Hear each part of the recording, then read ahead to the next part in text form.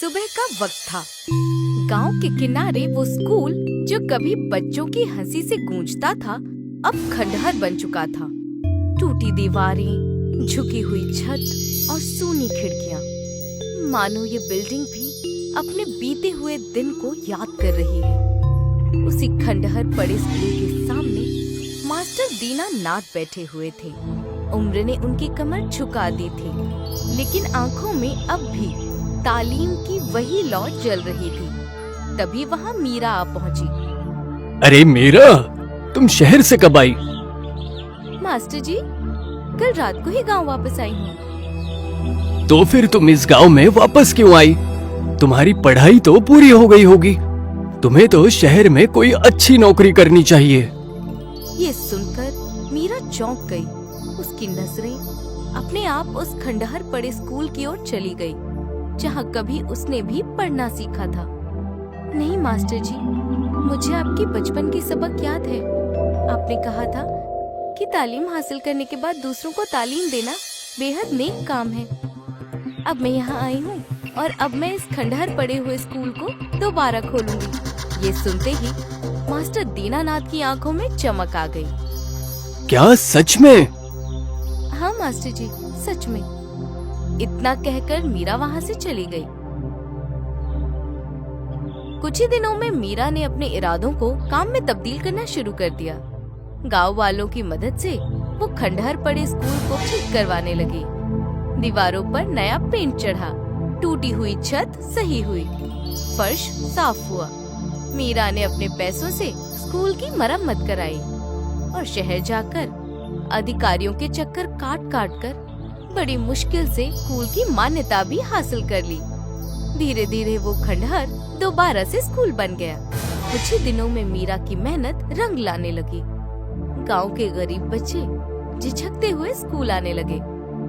मीरा पूरे मन से उन्हें पढ़ाने लगी।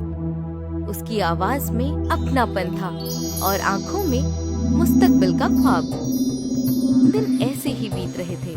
स्कूल फिर से बच्चों की आवाजों से भरने लगा था। एक दिन मीरा बच्चों को पढ़ा रही थी, तभी अचानक वहाँ गांव का दबंग चौधरी आ गया। मीरा, कुछ दिनों के लिए मैं बहुत जरूरी काम से शहर गया था।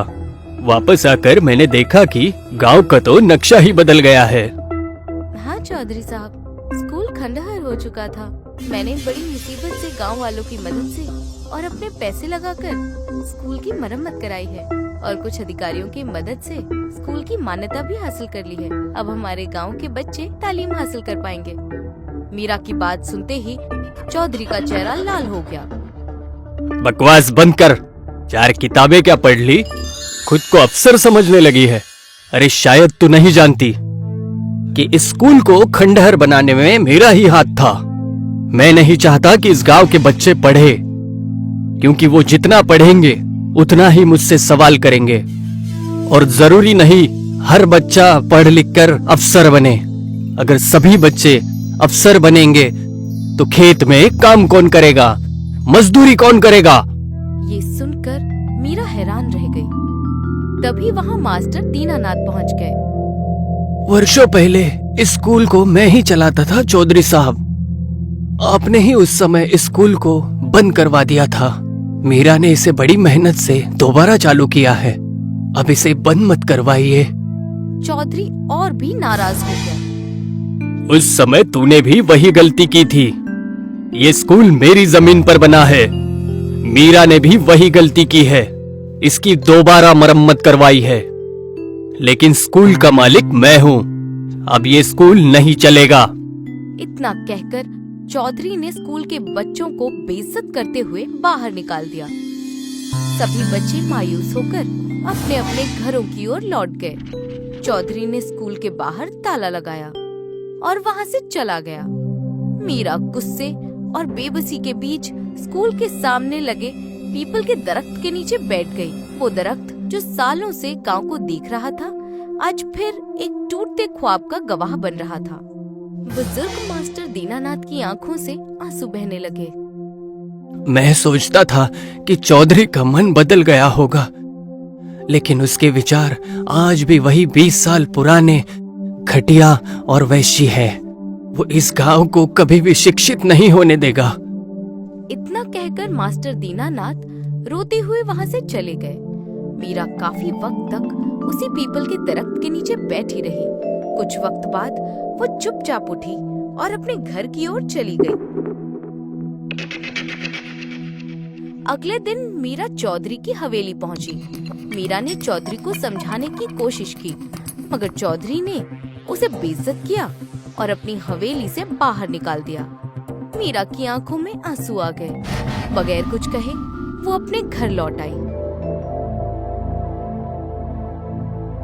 तो क्या मेरे गांव के बच्चे कभी तालीम हासिल नहीं कर पाएंगे? अब समझ में आया कि मेरे माँ और पापा ने मुझे तालीम के लिए शहर क्यों भेजा था। मीरा काफी वक्त तक इसी बारे में सोचती रही। सोचते सोचते उसकी आंखें भारी हो गई और वो गहरी नींद में सो गई। कुछ वक्त बाद मीरा की आंख एक जंगल में खुली। मीरा ने देखा कि उस घने दरख्त के तने के अंदर एक रोशनी फूट रही है। उसी रोशनी के बीच से एक आवाज आई। अगले ही पल मीरा की आंख खुल गई। मीरा चौंक कर उठ बैठी। बहुत ही अजीब ख्वाब था। ऐसा लग रहा था जैसे मैं सच में जंगल में मौजूद थी। मीरा को न जाने क्या हुआ। वो अपने घर से बाहर निकली और सीधा गांव से कुछ दूर जंगल की ओर चल पड़ी। तभी मीरा की नजर एक बेहद घने दरख्त पर पड़ी। ये तो वही दरख्त है जो मुझे ख्वाब में नजर आया था।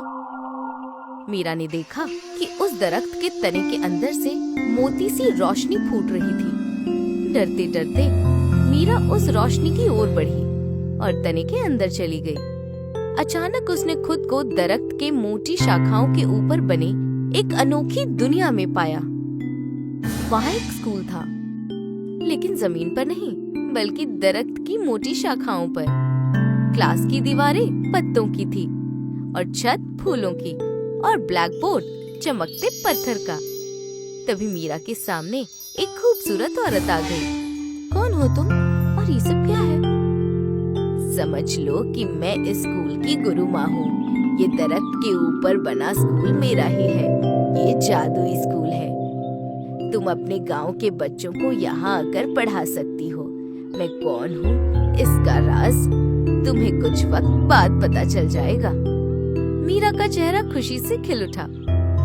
मीरा स्कूल से बाहर आ गई और गांव पहुंचकर सारी बात मास्टर दीनानाथ को बता दिया। ये तो बड़ी ही विचित्र बात है, लेकिन जो भी हो, हमें इसके रहस्य तक अभी नहीं जाना है। सबसे ज्यादा जरूरी है इस गांव के बच्चों का शिक्षित होना, जो चौधरी नहीं चाहता। मीरा खुश हो गई। अगले दिन मास्टर दीनानाथ और मीरा गांव के सभी बच्चों को तैयार करवाकर जादुई दरख्त के ऊपर बने स्कूल में ले गए। मीरा उस दिन से बच्चों को तालीम देने लगी और गुरु माँ भी बराबर से बच्चों को तालीम देती थी। वक्त ऐसे ही बीतने लगा।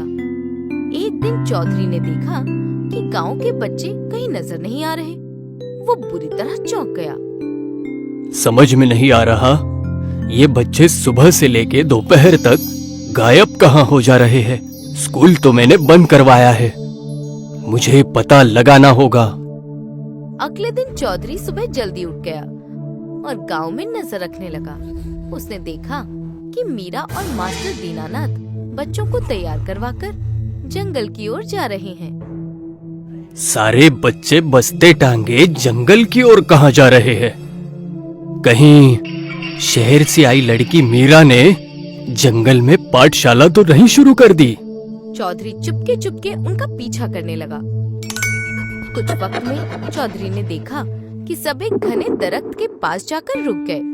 उस दरख्त के तने के अंदर से रोशनी फूट रही थी। मीरा, मास्टर दीनानाथ और बच्चे धीरे धीरे उस रोशनी में चले गए। अगले ही पल चौधरी की आंखों के सामने से वो गायब हो गए। चौधरी भी तुरंत उनके पीछे चला गया। चौधरी ने खुद को एक अद्भुत स्कूल में पाया। उसने देखा कि ये दरख्त के ऊपर बना एक जादुई स्कूल है, जिसका दरवाजा तने से फूटती रोशनी से होकर जाता है। चौधरी हैरानी से चारों ओर देखने लगा। अब तो मुझे इन्हें सबक सिखाना ही पड़ेगा। इतना कहकर चौधरी उस जादुई दरख्त से बाहर निकल आया। सारे फसाद की जड़ यही पेड़ है। मैं किसी भी हालत में बच्चों को शिक्षित नहीं होने दूंगा। मैं इस पेड़ को ही जला दूंगा। ना रहेगा बांस, ना बजेगी बांसुरी। इतना कहकर चौधरी ने जादुई दरख्त में आग लगा दी। अगले ही पल दरख्त में आग लग गई। आग की लपटें फैलने लगी और देखते ही देखते स्कूल तक पहुंच गई। जैसे ही स्कूल में आग लगी, बच्चे डर गए। मीरा और मास्टर दीनानाथ भी घबरा गए। ये क्या, स्कूल में आग कैसे लगी? तभी गुरु माँ दौड़ती हुई वहां आ पहुंची। घबराओ मत, ये आग इस दरख्त का कुछ नहीं बिगाड़ सकती। अगले ही पल आग अपने आप शांत हो गई। गुरु माँ ने बच्चों, मीरा और मास्टर दीनानाथ को अपने साथ बाहर आने का इशारा किया। वो सब स्कूल से बाहर आ गए। बाहर गुस्से से भरा चौधरी खड़ा था। तेरी हिम्मत कैसे हुई इस जादुई स्कूल में आग लगाने की? सबसे पहले तो ये बता, आखिर तू है कौन? और तेरी हिम्मत कैसे हुई मेरे गांव के बच्चों को शिक्षित करने की? मैं चाहता हूँ कि वो हमेशा गुलाम बन के रहे, अनपढ़ और गंवार रहे। ये सुनते ही गुरु माँ का गुस्सा और बढ़ गया। सालों पहले तेरे पूर्वजों के भी यही ख्याल थे।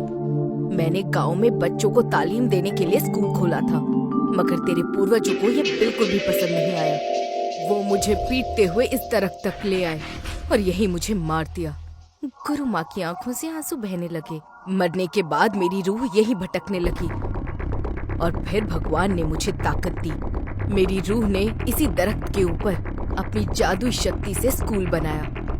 और जब मैंने देखा कि तूने मीरा को बच्चों को तालीम देने से रोका, तब मैंने ख्वाब में आकर मीरा को यहाँ बुलाया। जो काम तेरे पूर्वजों ने किया था, वो काम अब तू नहीं कर पाएगा। इतना कहते ही गुरु माँ की आंखों से रंग बिरंगी किरणें निकलने लगी। वो किरणें सीधे चौधरी के शरीर पर पड़ी। कुछ ही वक्त में चौधरी पूरी तरह दरख्त बन गया। मुझे बचाओ, मुझे बचाओ। नहीं, जो बच्चों को तालीम हासिल करने से रोकता है वो नाइंसाफी करता है। नाइंसाफी करने वालों की यही सजा होती है। हर तरफ खामोशी छा गई। गुरु माँ की आंखों से अब नाराजगी नहीं बल्कि आंसू बह रहे थे। अब मेरी आजादी का वक्त आ गया है, लेकिन ये स्कूल बरकरार रहेगा। तुम ऐसे ही बच्चों को तालीम देती रहना। इतना कहकर गुरु माँ रंग बिरंगी किरणों में तब्दील हो गई और धीरे धीरे वहाँ से गायब हो गई।